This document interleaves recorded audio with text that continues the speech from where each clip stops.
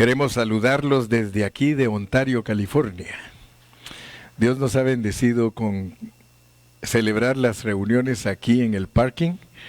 No los voy a detener mucho tiempo para que no se me vayan a tostar, dijo aquel, ¿verdad? Porque van a sufrir hoy, pero hoy es un poquito de castigo. Vamos a ser bendecidos y castigados al mismo tiempo. Vamos a leer los versículos del 10 al 20, versículos del 10 al 20 en Efesios 6. Dice, en el nombre del Padre, del Hijo y del Espíritu Santo. Por lo demás, hermanos míos, fortaleceos en el Señor y en el poder de su fuerza. Vestidos de toda la armadura de Dios, para que podáis estar firmes contra las estratagemas del diablo. Acechanzas son estratagemas del diablo. Porque no tenemos lucha contra sangre y carne, sino contra principados, contra potestades, contra los gobernadores de las tinieblas de este siglo, contra huestes espirituales de maldad en las regiones celestes. Por tanto, tomad toda la armadura de Dios para que podáis resistir en el día malo, y habiendo acabado todo, estar firmes. Estad pues firmes, ceñidos vuestros lomos con la verdad, y vestidos con la coraza de justicia, y calzados los pies con el apresto del Evangelio de la paz. Sobre todo, tomad el escudo de la fe, con que podáis apagar todos los dardos de fuego del maligno, y tomad el yelmo de la salvación y la espada del Espíritu, que es la palabra de Dios, orando en todo tiempo con toda oración y súplica en el Espíritu, y velando en ello con toda perseverancia y súplica por todos los santos, y por mí, a fin de que al abrir mi boca me sea dada palabra para dar a conocer con denuedo el misterio del Evangelio, por el cual soy embajador en cadenas, que con denuedo hable de él como debo hablar. Padre, te damos gracias en esta tarde por esta porción que leímos. Gracias porque estamos acercándonos al final del libro de Efesios y tú nos has venido revelando cada una de las expresiones que usa Pablo para comunicarnos la economía divina, el propósito divino, la administración divina, para que nosotros podamos entender qué es lo que te has propuesto a través de tu iglesia. Muchas gracias por todos los que estamos acá. Gracias por este sol. Gracias que tú nos das paciencia para soportar, Señor, el calor, y tú nos vas a ayudar para ser bendecidos en nuestro espíritu en esta tarde. Gracias, Señor, por todos los hermanos de México, de Centroamérica, de Sudamérica y de aquí de los Estados Unidos que nos están viendo vía Facebook. Señor, los bendecimos a todos en el nombre de Cristo Jesús. Amén. Amén. Gloria a Dios. Gracias al Señor que después de 5 capítulos maravillosos, porque yo creo que todos los hemos disfrutado, con el mensaje anterior yo estuve introduciéndome al capítulo 6 y vi por medio de la metáfora, ¿verdad? Ustedes ya se dieron cuenta que Pablo usa metáforas para transmitirnos el pensamiento que Dios quiere que tengamos. Y él estaba preso cuando escribió Efesios, por eso él vuelve a repetir al final del libro que él es embajador en cadenas. Y ya vimos que él usaba todo su derredor, el medio que lo rodeaba, él lo usaba para predicar la verdad que él iba a transmitir. Entonces ahora en el capítulo 6 nos debe de llamar la atención que él pone a un guerrero, o sea que va a usar la figura de un guerrero con toda la armadura puesta para darnos a entender el final de Efesios. Y yo creo que nos debe de llamar la atención porque él usa esta forma para que nosotros captemos el pensamiento. Por ejemplo, en el último mensaje, después de que yo estuve leyendo y leyendo, yo decía, Señor, ¿qué significa que después de que tú revelas que Cristo ama a la iglesia, y que se la quiere presentar como una iglesia gloriosa y que la santifica y la purifica y que hay que sustentarla y cuidarla. Después de eso nos hablas de los hijos y luego de los amos y los siervos, o de los siervos y los amos. Entonces el Señor hablaba a mi corazón y me decía, así como has entendido en los capítulos anteriores que Pablo usa metáforas para enseñarte la verdad, continúa con esa misma línea y tú vas a captar lo que yo quiero decirles. Y por eso fue que estuve hablando de los padres, de las madres, de los hijos, de los siervos y los amos. Y les dije que Dios mata 2 pájaros de un tiro, porque no solo nos exhorta a nosotros como matrimonio, para que alcancemos a conocer la realidad del matrimonio, sino que de una vez también nos revela cómo actúa la iglesia y Cristo como matrimonio. Entonces yo aprendí cosas lindas de que el Señor Jesús fue el primero que nos dijo que su padre, su madre y sus hermanos son los que hacen la voluntad del Padre que está en el cielo. Y luego tuvimos la bendición de leer otros pasajes de Pablo, que él dice que él cuidó a todos los hermanos como un padre. Y él dijo que podíamos tener 10,000 años en Cristo, pero padres muy poquitos. O sea que entre los hermanos, muy pocos de verdad sienten el amor de Dios hacia los hermanos como que fueran papás, como que los hermanos fueran sus hijos. Y yo le di gracias a Dios porque es Pablo el que nos enseña que sí se puede decir que tenemos un padre espiritual, porque él mismo lo dijo, yo soy papá de todos ustedes porque yo los engendré en el Evangelio. Y me gozaba mucho porque Dios me ha usado a mí para que muchos hermanos sean engendrados en el Evangelio, o sea que puedan entender el propósito divino a través del hermano Carrillo. Y por eso me siento muy feliz. Y le di gracias a Dios que pude aprender esas cosas para poderlas transmitir. Algo también que me gustó mucho y que lo he aplicado en los últimos mensajes es acerca de los elementos y los factores. No sé si ustedes ya se recuerdan de eso, ¿verdad? Que los que hemos estudiado un poquito de matemáticas sabemos lo que son los factores. Los factores son los números en sí mismos y los factores se suman para obtener un resultado. Entonces aprendimos que en cada capítulo de la Biblia hay elementos que componen a ese capítulo para establecer un factor. O sea que después de que encontramos los varios elementos, porque un elemento solo es una parte de un todo. Cuando se va a hablar de algo en la Biblia, a veces el Espíritu Santo nos quiere mostrar un todo, pero para mostrarnos ese todo nos da elementos para que al final del capítulo nosotros sepamos lo que es el factor de cada capítulo. Y yo le di gracias a Dios porque en el capítulo 5 el factor es la novia, la esposa.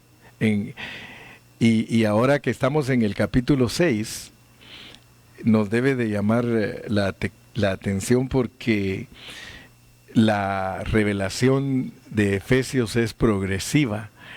Desde el capítulo 1, Dios empieza a revelar su propósito y al llegar al capítulo 6, nosotros debemos de sorprendernos que después que nos habla de la novia gloriosa, yo me ponía a pensar, ¿por qué no en el capítulo 6 nos dice que es la boda?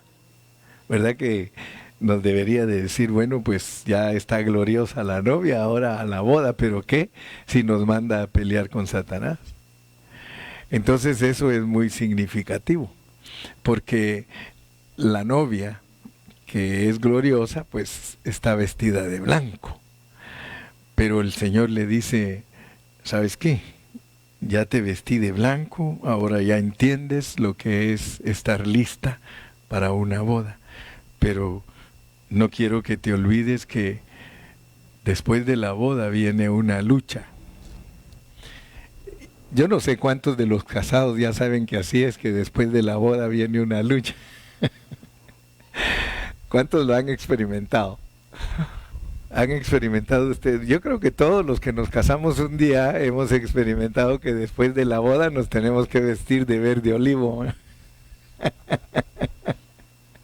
O sea que la gente que no se ha casado, bueno, algunos están traumados y no se quieren casar porque están traumados.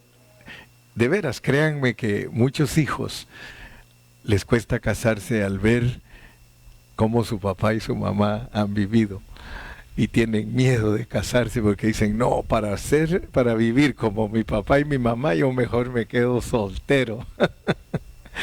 Pero no, otros no. Saúl dice, yo no me voy a quedar soltero, dice él, aunque no voy a vivir como mi papá y mi mamá, pero voy a vivir bien. El asunto es este, que les decía que matar 2 pájaros de un tiro. Me recuerdo que cuando estuve hablando un poquito del matrimonio de esposo y esposa, yo dije algo así de matar 2 pájaros de un tiro, y los que me estaban oyendo empezaron a poner textos ahí diciendo, mate, siga matando los 2 pájaros de un tiro. Porque a la mayoría les gusta oír mensajes de matrimonio, de verdad. Les gusta mucho. Pero el problema es de que Pablo nos dice en el 5:32, grande es este misterio, mas yo digo esto respecto de Cristo y de la iglesia. A pesar que Dios quiere que nosotros seamos instruidos en nuestro matrimonio, lo que más le interesa a Él es el matrimonio de Cristo y la iglesia. Ahora, noten ustedes que cuando ya está lista la novia, en el capítulo 5, yo digo, ¿por qué Efesios 5 y 6 no es igual que Apocalipsis 19 y 20? Porque en Apocalipsis 19 dice, gocémonos y alegrémonos porque han llegado las bodas del Cordero, y a su esposa se le ha concedido que se vista de lino fino, blanco y resplandeciente, y nos dice que es las acciones justas de los santos. Y seguido a eso, el capítulo 20 dice, llegó el milenio, llegó el reino, la resurrección de los muertos, etcétera, etcétera, y que todos los vencedores sobre la bestia, que les permiten estar sobre el mar de cristal y reinar con Cristo por 1000 años. Entonces yo quería que así fuera Efesios, decía yo, ¿por qué no después del capítulo 5 nos pondrían un capítulo 6 hablando de que el Cristo se va a casar con la iglesia y que la boda y todo? Sin embargo, Pablo dice, no. Pablo dice, ya tenemos la novia, ahora de novia gloriosa, que se vuelva un temible guerrero corporativo. Un temible guerrero corporativo. Así que inmediatamente que nosotros entendemos lo que es ser una iglesia gloriosa, nosotros tenemos que entender que Dios también nos hizo un guerrero corporativo. El hecho de que Dios nos haya permitido madurar, porque ustedes se dieron cuenta que en el capítulo 4 de Efesios, el apóstol Pablo nos trae a la cúspide, nos trae a la madurez. Allí en el capítulo 4 dice, hasta que todos lleguemos a la unidad de la fe, a un varón perfecto, para que ya no seamos niños fluctuantes niños fluctuantes llevados por doquiera de todo viento de doctrina. Y Dios nos mostró muy claro que en el capítulo 4 sobresale la gracia y la verdad. O sea que es por medio de la gracia y la verdad que Dios nos madura a todos nosotros. Pero no se termina ahí la carrera. O sea que Dios sí se agrada de tener hijos maduros, Dios sí se agrada de tener cristianos maduros, pero luego que nos madura, nos dice, ahora quiero que estén enamorados, quiero que caminen en amor y en luz. Y por eso en el capítulo 5, los elementos para ser una novia gloriosa es andar en amor y en luz. Y les puse ejemplo de que un matrimonio no basta que conozca la gracia y la verdad. O sea que nosotros en nuestro matrimonio podemos madurar y no ser un matrimonio que camina en amor y luz. Podemos ya ser maduros, y los esposos muchos son maduros porque le dicen, ok, te perdono, pero no lo vuelvas a hacer. O sea, eso es la gracia y la verdad. Porque la mera verdad es que uno perdona, pero no quiere que le vuelvan a hacer lo mismo, ¿verdad? Eso se llama gracia y verdad. Pero si un matrimonio solo viviera por la gracia y la verdad, entonces estarían faltos de otros asuntos. O sea, quiero que alcancen a ver que aún nosotros como cristianos, si solamente Dios nos hiciera caminar por la gracia y la verdad, estaría bien bonito, porque pues ya nos perdonó por su gracia, y también Él nos dice que nos perdona aun cuando seguimos fallando. Pero si nosotros no tuviéramos el amor de Cristo, porque el amor de Cristo fue que Él fuera a la cruz a morir por nuestros pecados, y eso es el amor. El amor de Cristo se demostró. O sea que gracia es el amor expresado. Entonces, si Dios nunca hubiera expresado su amor por nosotros muriendo en la cruz, por mucho que Él nos ame y que nos trate con gracia y nos perdone, nos hubiera hecho falta algo. Nos hubiera hecho falta su comprensión, porque el amor todo lo sufre, ¿verdad? Yo siempre le digo a mi esposa, sabes que las mujeres, ellas aman a sus esposos y ellas sufren por sus esposos, porque la mujer sufre porque lo cuida, está tratando de quedar bien con él, está siempre haciendo cosas para él, y muchas veces uno de hombre es malagradecido. Yo he visto casos en los que los esposos le dicen a la esposa, esa comida que hiciste no me gusta, mi mamá la sabe hacer mejor que tú. O sea que no son agradecidos, y siempre comparan a su esposa con su mamá, pero eso no debe de ser así, ¿verdad? Porque uno debe de entender que la mujer sufre con uno, y la realidad es que la mujer sufre porque la mujer lo aguanta a uno de hombre siendo uno como es, y muchas veces uno no la sabe apreciar. Les hablo de eso porque Cristo sí aprecia a su esposa. Aquí dice en la palabra de Dios que Cristo la cuida, la sustenta, y que es amoroso con ella. Entonces, nosotros debemos de entender que Cristo nos ha amado, y que ese amor que Cristo ha mostrado para nosotros es el mismo amor que nosotros debemos demostrar hacia nuestras esposas, los varones. Pero el Señor entonces nos muestra que en Efesios, después que uno madura y aprende a caminar en amor y en luz, el Señor quiere que uno aprenda a pelear batallas. Ahora, ¿cuántos de ustedes se han preguntado, Señor, tú nos pusiste aquí en la tierra, ¿y cuál es el objetivo por el cual nos pusiste aquí en la tierra? Porque hay algunas cosas que ya las entendemos, pero hay otras que todavía no las hemos entendido. Y una de las cosas que no hemos entendido a cabalidad es que nos toca pelear contra un enemigo. O sea que todos nosotros tenemos que pelear contra un enemigo. ¿Cuántos de ustedes se dan cuenta de que cuando Dios crió al hombre, lo puso en el huerto del Edén, pero allí en el huerto del Edén habían dos voluntades? Estaba la voluntad de Dios y estaba la voluntad de Satanás. Cuando Dios puso al hombre en el huerto del Edén, Satanás ya se había revelado. Satanás ya tenía su voluntad, porque una de las cosas que nosotros debemos ver claramente es que Dios a todas sus creaciones las hizo con voluntad. Entonces Dios creó a los ángeles con voluntad, y Satanás era una de esas creaciones, y Dios le dejó que, cuando lo crió, le dio voluntad. Si no, él no hubiera pecado, si no, él no se hubiera sublevado, si no hubiese tenido voluntad. Entonces, en el universo entero hay dos voluntades. Está la voluntad de Dios y la voluntad del que se sublevó, del que se rebeló, porque Él se rebeló.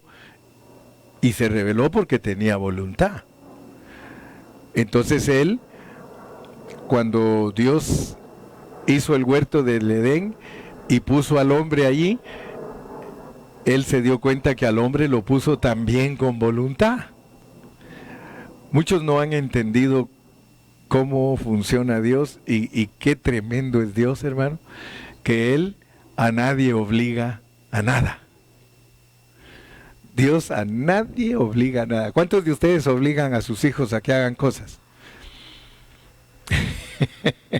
Entonces ustedes no se parecen a Dios, van a decir los hijos, mi papá no se parece a Dios porque me obliga a hacer estas cosas.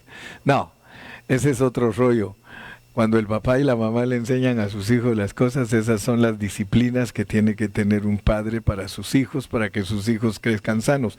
Pero sus hijos pueden tener voluntad a los 18 años. Por eso es que el papá le dice al hijo, mira mi hijo, como yo he visto que ya tú no te quieres sujetar aquí en la casa y ya tienes 18 años, ¿por qué no te rentas tu apartamento, te compras tu comida, compra tu carro, tu transporte y todo? Y por eso los americanos, los blancos, ellos crían sus hijos hasta los 18 y a los 18 dice, váyase mijito, vaya a hacerse su vida, vaya a ver cómo le va. Pero nosotros los latinos somos diferentes porque nosotros criamos hijos para que nunca se vayan de la casa. Sí, ¿verdad que así los criamos? Para que nunca se vayan, porque cuando se van nos ponemos a llorar. En cambio el americano, ¿no? El americano es como el águila y como el oso. ¿Cuántos de ustedes han leído la historia de los osos y las historias de las águilas? Fíjense que los osos, cuando ya el osito tiene la edad que tiene que ir a buscar su comida, con las caderitas la osa ¡pum!, lo tira bien lejos.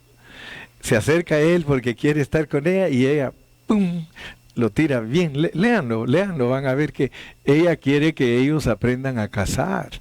Porque si ellos no aprenden a cazar su comida, entonces ellos se van a morir de hambre y ya la osa no va a estar.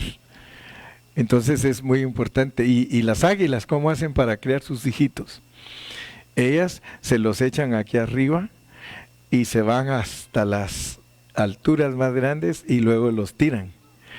Y se vienen aquellos aguilitos así todos y ella lo va controlando porque ella antes de que llegue a la tierra, si mira que ese pobre no aprende a volar, se lo pasa llevando otra vez. Entonces, nosotros tenemos que entender que Dios a todos nos ha dado voluntad. ¿Por qué les estoy hablando esto? Porque ahora el Señor dice que nosotros tenemos que pelear batalla. Dice, nuestra lucha no es contra carne ni sangre, sino contra principados, contra potestades, contra los gobernadores de las tinieblas. Mire, la gente en vez de pelear las batallas, en este Halloween toda la gente se une a las potestades y a los gobernadores de las tinieblas y a pedir dulces se van con ellos todos. En vez de que nosotros le enseñemos a nuestros hijos la verdad y que les enseñemos que eso es malo, andar haciendo esas cosas es honrar a las tinieblas, porque esos son frutos de las tinieblas. Entonces Dios ahora nos pone como un guerrero corporativo. Ahora, Dios cuando puso al hombre en el huerto del Edén, le dio libre albedrío, le dio voluntad, pero el hombre tenía que escoger. El hombre tenía que escoger, por eso le puso el árbol de la vida y el árbol del bien y el mal y le dijo, escoge tú tienes voluntad. Pero como el enemigo es sutil, el enemigo sí convence. Dios no trata de convencer a nadie, hermano. Ustedes se dan cuenta que el que lee la Biblia, si se convence, pues Dios lo va a ayudar y lo va a bendecir. Pero Dios no lo obliga ni le mete la cabeza en la Biblia. Mira esta Biblia, esto es lo que tienes que aprender y esta es la verdad. O agarrarlo y agarre del fruto de la vida. Este es el que usted tiene, agárrelo. Y no, señores, que mire. En cambio aquel está solo el árbol del bien y el mal, está la serpiente.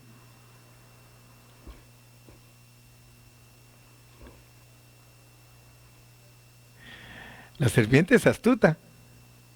La serpiente, ¿cómo engañó a Eva? mira esa fruta, mira qué bonita. ¿No se te apetece? Mira, ¿qué fue lo que te dijeron a ti? Y ella le empezó a platicar. Me dijeron que si me como esa fruta me voy a morir. Ay, Evita. Ay, Evita. ¿Cómo vas a creer que te vas a morir? ¿Sabes qué?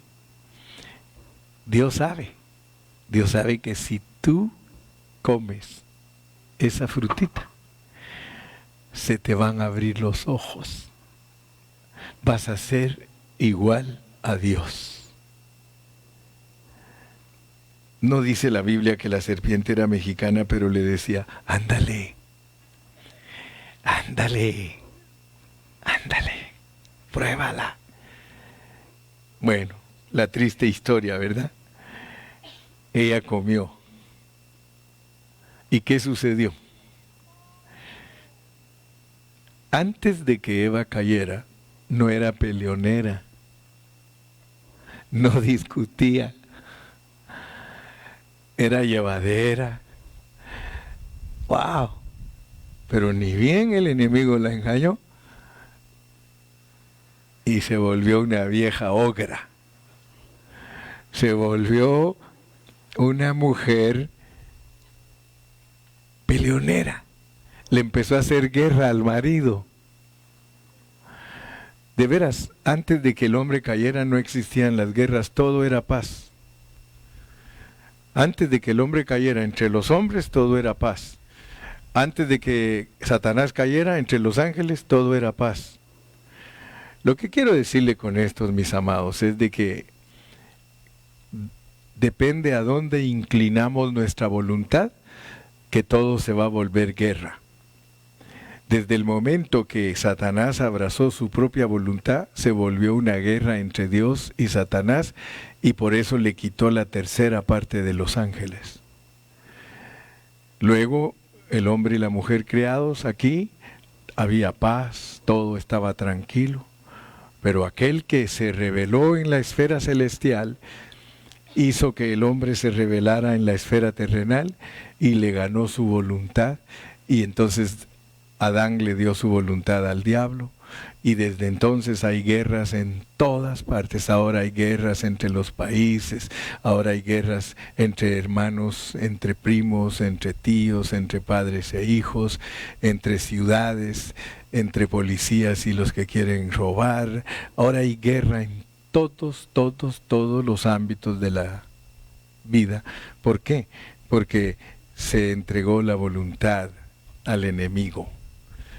Ahora Dios, bendito sea su nombre, tiene un grupo de gente que Él creó en Cristo Jesús para que abracemos su voluntad.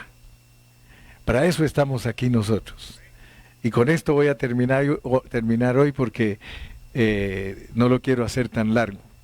Pero este mensaje de hoy es para que nosotros entendamos que Dios nos está dando la oportunidad a nosotros, porque a nosotros nos hizo una estirpe especial, nos hizo la esposa de Cristo. Por eso dice Efesios capítulo 2 y versículo 10, que nosotros fuimos criados en Cristo Jesús, porque es por medio de nosotros que Él va a vencer al enemigo del universo. Ahora, alégrense ustedes, alégrese hermano Carrillo, que a usted lo escogió Dios para vencer al enemigo, a su enemigo.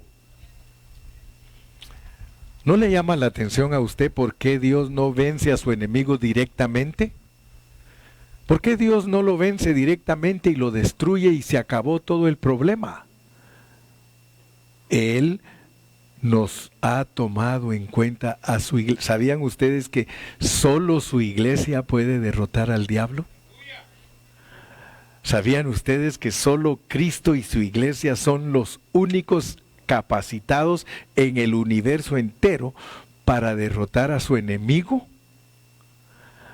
Aleluya. Ayer que Dios me permitió terminar con la lección número 30, el seminario del reino, ustedes se dieron cuenta que allí dice que en breve Satanás estará bajo vuestros pies. O sea que el propósito de Dios, hermanos, el propósito es vencer al enemigo por medio de su esposa.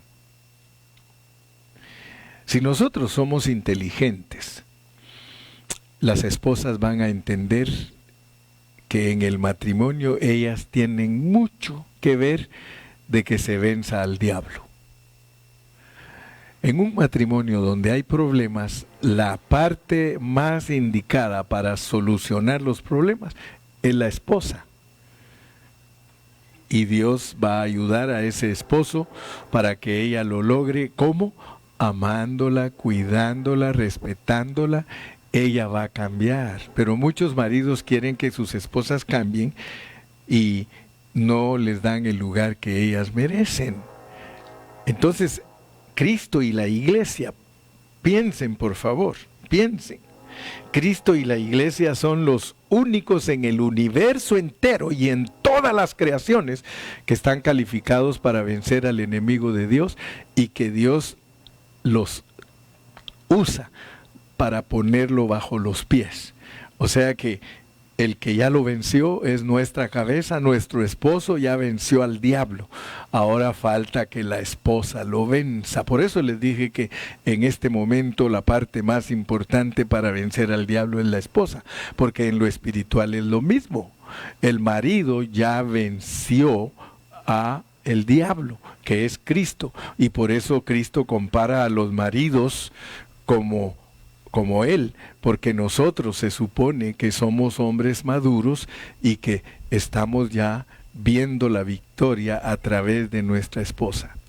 El Señor Jesucristo está muy contento porque Él ve la victoria completa de Él a través de su esposa.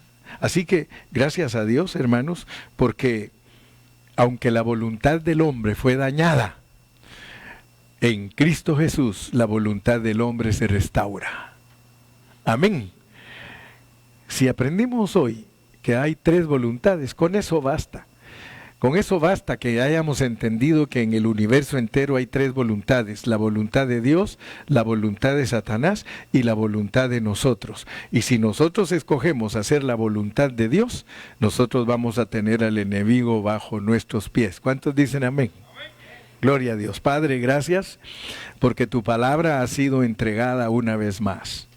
Gracias, Señor, porque en esta mañana aprendimos que el guerrero corporativo es la iglesia y que el guerrero corporativo es el que tú quieres usar para poner a tu enemigo debajo de tus pies. Gracias, Señor, porque estamos entendiendo tu palabra. Gracias que de una novia preciosa, gloriosa, nosotros nos volvemos un guerrero aguerrido, un guerrero con deseos de destruir a su enemigo. Muchas gracias, Señor, porque tú nos has enseñado a odiar lo que tú odias y amar lo que tú amas. Señor, bendice a mis hermanos y muchas gracias por este día glorioso que nos has concedido de estar aquí reunidos todos.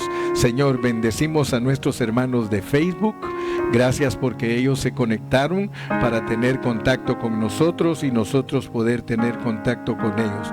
Muchas gracias, Señor amado, por esta preciosa bendición. A ti es la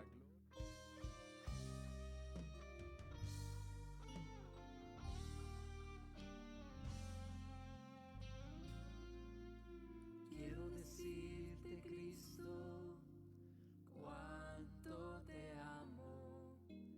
Quiero decirte, Cristo, cuánto te adoro. No hay otro como tú, Cristo.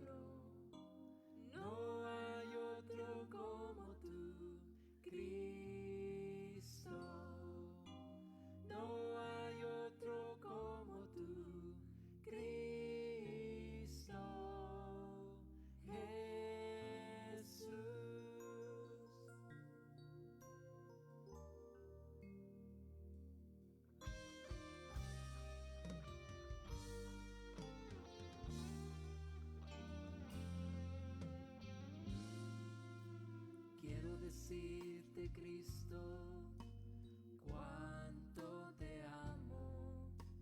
Quiero decirte